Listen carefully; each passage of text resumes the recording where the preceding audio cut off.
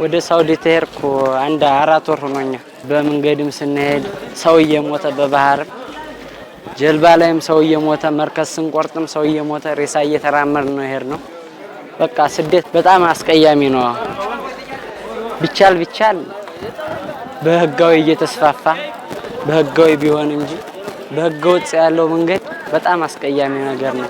እዚህ በአቀባበላችሁ ደግሞ በጣም ደስ ብሎና ስሜቱን መግለጥ አንችልም። በጣም ደስተኛ ነን። ሆታና ጭፈራ ነበር። ገና ወደ ኢትዮጵያ ልትሄዱ ነው እንደዚህና ፎርም ሲባል በደስታ ነው የተዋጥነው። አገራችሁ ላይ ሰርቶ መለወጥ ይቻላል። አገራችን ላይ ሰርተን መለወጥ ይቻላል። ባለማወቅ ነው እየተሰደድንም ያለው። እዛ ያለው ነገር በጣም አስቀያሚ ነው። ሽንት ቤት ላይ ተዘግተን እየተደበደብን እዛ ላይ አገራችን ሰርተን ብንበላ የተመረጠ ይሆናል ብዬ ነው የማስበው። አገሬ ላይ ሰርቼ መብላት ነው የምፈልገው እንጂ ወደ ስደት አላስብም። መንገድ ላይ ብዙ ችግር አለው።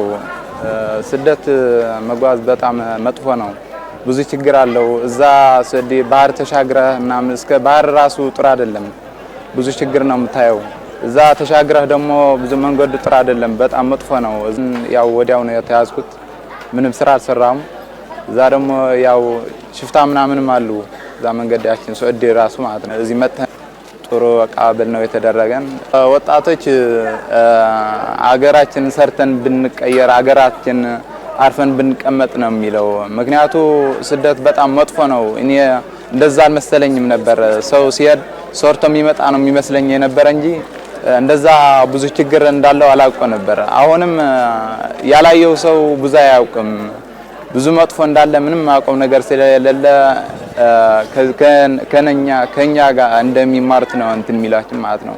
በጣም መጥፎ ነው። ስደት አያስፈልጋችሁም። አገራችሁ ያላችሁ በልታችሁ ያላችሁ ዋላ ትንሽ ይሁን አገራችን ሰርተን ብንኖር ይሻለኛል ነው የሚለው። ምን እንደነካ አይገባኝም፣ ግን እኔ ተቆጨሁት። ለምንድን ነው ምን አሳየኝ ፈጣሪ?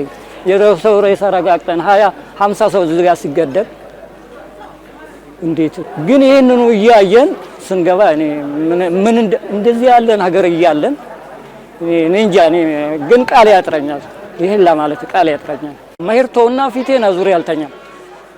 ለቀሩ ወገኖችም ግን አረባካችሁ ስደት ይቆም